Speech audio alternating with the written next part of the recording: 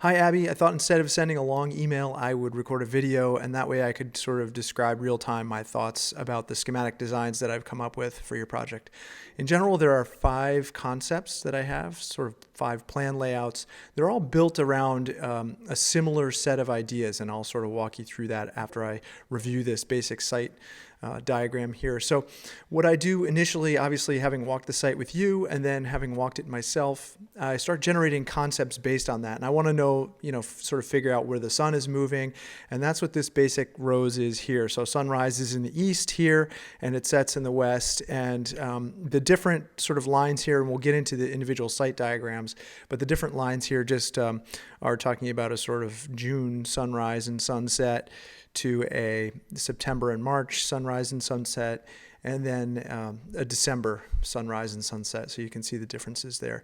Now, obviously, your site has been cleared of all the understory brush, and so we have multiple opportunities. We talked about wanting to stay away from the top of the hill, which is sort of sitting in here, and we'll look at this in more detail with the topo. Obviously, you have some views down in this location, and we have our setback sort of coming along in here, and this will be easier to see with the other site diagrams that I've developed. I wanted to show this just because this little island is apparent here. And so as we look at the different concepts and how they orient to the view, the island sort of marks one edge of that view, and then over here there's that sort of boat shed, and that's sort of along this zone. So you can see as we develop the concepts, things are related to those views. Okay, so let's get into the concepts here. There are 4 basic images that I've pulled at the top here, and each one of those relates to an idea about how we could begin organizing your home on this site. And those are tent platforms, the idea of a village, this idea of nesting dolls, and an idea about variability, a way to change spaces. So as we look at the tent platforms, this relates not only to the existing tent platforms that are on the site, the places that you've already been using, but also your connection to the outdoors. It speaks to sort of informal gathering, and relaxation. The second image here is this notion of a village by the sea, and I remember you explicitly saying, ideally this home would be a place where my friends and family would gather almost in a little village. So a village has places where you can gather, larger places where you can gather, but it also has smaller, more private spaces where you can go and retreat when you're not hanging out all together. And the nesting dolls image feeds into that. So I remember you saying the places that you gravitate toward on your parents' home on the Cape are places that are smaller, more intimate. Those are the places that you seek out. And so I think there's this idea about a larger gathering space in a village, but then there's also a more private gathering space. And some of these concepts really explore this idea pretty explicitly. And then the last image here is this notion of seasonality. So opening up and closing a home, opening it to views, opening it to light, closing it off, making it feel different, but preserving a simplicity to the design, but also allowing for that variability and changeability, opening it up in a beautiful day and closing it down on a stormy day. So I really like those ideas. This was that initial sketch that I had shown you when we were walking the site, and this really looks about, thinks about the site on a series of levels. So you're entering up high, and then you're progressing down toward the views, toward the water, and there's that progression that happens in each one of these schemes. By subdividing it into these sort of smaller masses, we are able to accomplish that a little bit easier.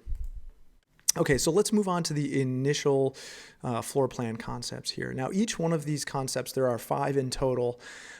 They are sort of iterations of each other in some respects. Some show different sort of building massings, but they are really connected by the concepts that we just looked at. So scheme A is, and each one of these concepts has a site plan, and that's what we're looking at here. So it's an overhead view of the site and the collection of buildings in it. And it also has a drawing, which is a sort of floor plan, and then a perspective view of what it might look like.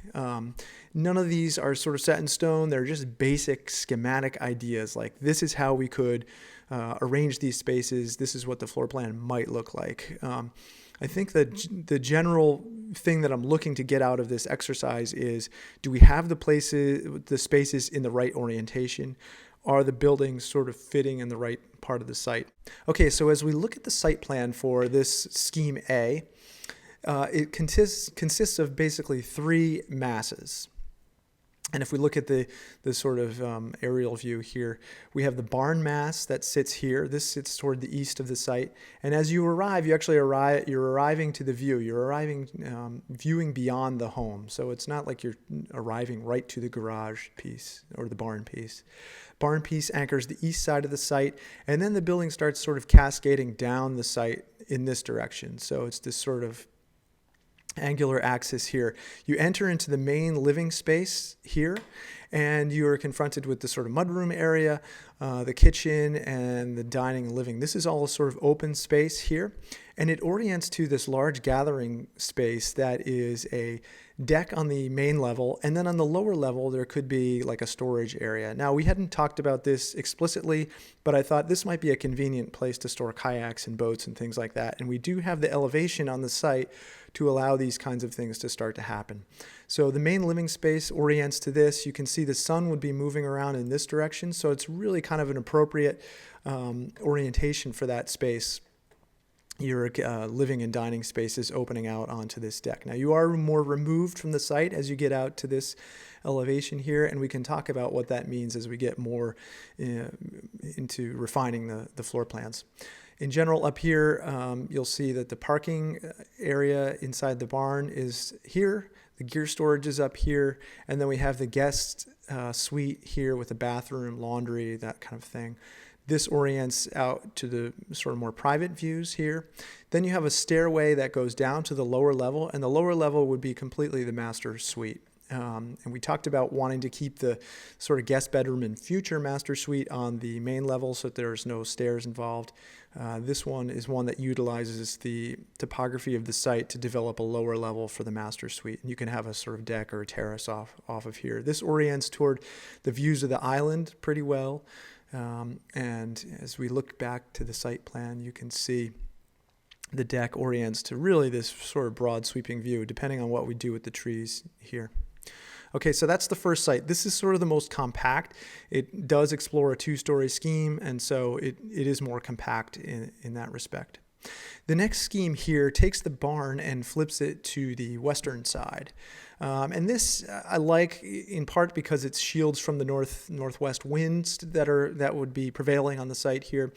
And it also creates this nice entry court on the uphill side. So we have the barn with a guest piece here. We have the main living volume that sits in the center of the plan here. And then the master, again, orients to that really private view on the site. As we look into the floor plan here, you can see, again, we've got simple massings, simple extruded gables, and there are 2 different sort of options here. The floor plan shows just the master suite on this far end, orienting toward that nice island view and out to the, that sort of little fire pit area down there. This sits furthest down on the site, and you're actually the idea is to sort of step down from the arrival at the entry court. You step down to the entry, and then you step down further to the master suite here. As the topography falls off, so does this. Now this option here takes this sort of guest suite and appends it to this side here. So the guest suite / study could orient toward the east, the northeast here at this corner, or it could just be just the master suite at this far end, and the guest study area could be up at this side here. But you can see I'm using sort of a series of terraces to navigate this topography. So we arrive to this, the parking is here, the gear storage sits here. There's a way to get inside, an inside connection from the garage into the kitchen area. In this configuration, the guest suite would be here with a bath. If this wants to be on the same level, it would be easy to accomplish. We wouldn't have to do the stair here. We could just isolate this on a lower level. The main entry is sort of on axis with the view here. You can see there's a powder room right off of that, a mudroom area sitting here, the kitchen area orienting toward this sort of angular view, and then the dining area. This could be a study nook, it could be a dining nook. Just the idea is to create a set of sort of smaller scaled spaces that feed into the larger scale spaces of these main volumes. And then as you step further down the hillside, you're coming to the master suite down here. And again, these floor plans are not set in stone. They're just an idea of where things might lay out. And in general, this sort of shading in here indicates cabinetry. And then the sort of blonde shading is just an open floor area. The blue area are support spaces, so things like baths, storage, parking, that kind of thing. A series of retaining walls would be needed here, and these could be stone, they could be, more angular blocks, they could be riprap, they could be gabion blocks, sort of a number of any things. But we will have topography to retain here. Now the next scheme, Scheme C, takes these ideas and sort of stretches them out a little bit more on the site. So you can see there's some more retaining walls that we have here. But in general, the barn sort of garage piece orients to the west here. And so you really arrive to this entry court, and then you are filtering through the building to sort of gain access to the site. And this one adds a carport. You can see the length of this is longer. I remember us talking about a place to park sort of out of the rain and the snow. And so a carport in this zone, this could be added to any of the schemes, but I just wanted to have a look at it, see what this would look like with this floor plan here. So as we move into the floor plan, you can see similar sort of building massings, so simple volumes connected by these sort of glassy open connectors. This could have metal roofs, they could be wood roofs. The flat roof connectors would probably be metal, is my guess. But this is this sort of mix of traditional and contemporary aesthetic here. So we have this long bar of the sort of barn area, parking area. Our open carport here, these could all have sort of sliding barn doors. You can see the indication of that here. So this could be completely open to the site if you wanted, or completely closed off. Gear storage happens here, and I picture this really being a sort of lofted space. So there could be storage above this and also above the carport area. So this could be for drying all sorts of things. It could be for storing boats. So great storage space in here. Again, a heated access point getting into the house. Here's more gear storage here. This could be shortened up if we want to incorporate this gear storage above or elsewhere. And here I've added the mudroom space. So as you enter the main entry is here, which feels generous, but you're actually entering to the view and this deck, and I could picture this just being open in the summertime, sort of passing through out to this outdoor gathering space. This is the sort of mudroom space. So you come in, dump your coats, you have all your gear. This stuff it's out of the way of the sort of main living space, but it also gives great access to the site. So if you're coming back from a boat trip, kayaking, you sort of use this side porch over here. There's an area for a sort of outdoor shower, dog shower that we talked about. Laundry is close by, a powder room here. From the main entry space here, you can either enter out to the deck, or you can come over to the kitchen area, which really sits at the hub here. You have easy viewing of guests arriving. There's a sort of eating nook to the side, a dining area. The living space then orients closest to the view. And then crossing through this connector here, this could be books, this could be a working sort of alcove for the study. Then you're coming into your guest quarters with an ensuite bath, and then the master suite with its bath and dressing areas here. Okay, so again, we could explore how you might cascade through the site, stepping down again. I know the guest area wants to be on the same level as the entry area, and so the master could step down here, and there could be a little bit more height in the ceiling there. Okay, let's move on to the next scheme, Scheme D here. Now, this is a variant of the previous scheme. We have, again, a simple massing, extruded gable here of the barn and the guest area. Again, set to the west with an entry court. Then we have the main living volume stretching out here, and this one orients the outdoor space toward the east. And this is, you can see just the existing deck outlined here, just as a point of orientation. The master then is oriented sort of to the rear of that. So this isn't thrust as far forward into the view, and it's also oriented east. So as the sun moves around, this area will be in shadow in the afternoon. As we look at the floor plan and the massing here, you can see again you're entering up high with the garage space here, gear storage to either side of that, flanking that. We have our guest/study area with the bathroom here. You enter into this sort of flat-roofed connector piece here, and you really enter toward to the living space, kitchen. This is a pretty compact layout in here, and again, it orients the main outdoor space orients to the east. So we should talk about whether that's desirable or not. It's great for the existing views that are lower on the site, but it's not as great for the solar orientation. I think some of the other schemes make better use of the solar orientation on the site. This connector piece comes across here to the master suite, and so this really is this idea about this village. So you have the master suite is one of the sort of cottages in the village, then the main living volume is another cottage, and then the taller barn volume is the last element in that. And then let's move on to the final scheme here, and this really consists of 4 individual cottages that are 3 of them are linked.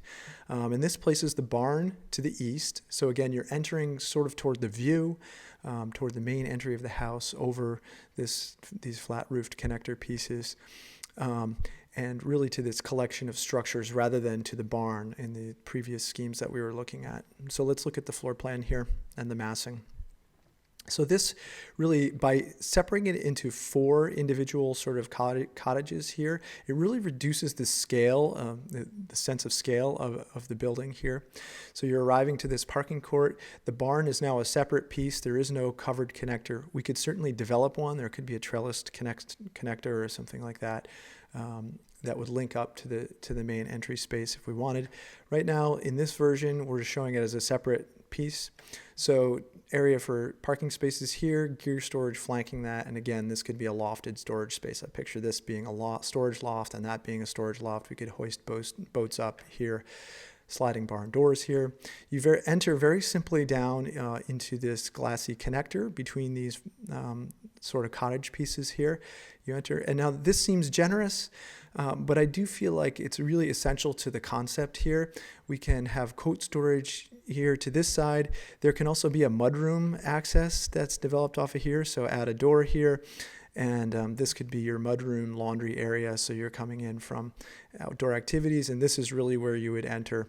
This entry is really for a circulation connection here, and also to receive guests, and really to be able to fling this open in the summer and have a great connection to your exterior deck here. This cottage that sits to the left here is the the guest suite. So it has a bath, could be a Murphy bed in here, and then this could also convert into a study. So these could be all bookshelves. This could be, a working desk space. This could be desk space. You could be able to shut this off when you're not using it. So I really like this idea of sort of separating these individual pieces out, and they're modular in the way that they can be open and closed. You'll see I've added these sort of little bump outs to each one of these, and there's some connection with the massing that's happening here, these flat roof pieces. As I was sketching this, they're not apparent here, but they could certainly be added. We could do sort of little sloped roof pieces. These flat roof connectors could be sloped roofs. So any number of things, this could evolve in any number of ways. But you'll notice that there are some discrepancies between the plan and the axonometric sketch here. The main living volume here is comprised of the kitchen, which is this sort of, core here with a nook off of it. And we talked about the mudroom laundry area as a nook off of that. And then the dining and the living spaces orienting out to maybe a deck space, maybe a terrace space. Again, with these sliding barn doors, things could be open and closed. You can modulate the light, close them up completely in the winter. This could be a completely shingled volume if we wanted it to be in the winter, completely closed off. Opportunity for another deck here facing east. So let's say it's a windy day on the water. This would be a sort of sheltered gathering space. I really like the variety of spaces that this sort of village concept starts to create. And then again, we could circulate down, and the master suite would be placed closest to the view of the island and out to the mountain and the cove. And so this feels really private and separate with the master bath here. So I think just thinking about all of these concepts, you can see the similar threads that are running through each one of them, and they have different expressions in their massings and their orientations. The idea is to look at them and think, okay, where do I want my study to be? Where do I want to arrive here? Do I want to arrive to the barn piece? Do I want to arrive to the view? Do I want to arrive to the living piece? Are you okay with sort of circulating down, creating these terraces? Lots of things to think about here. And you'll have the PDFs to review and really take some time to process all these concepts. And let me know, please, if you have any questions. All right? I'm really excited about how this is evolving, and I hope you find some interesting ideas here. And let's just touch base after you've had a chance to review it. All right? Thanks a lot.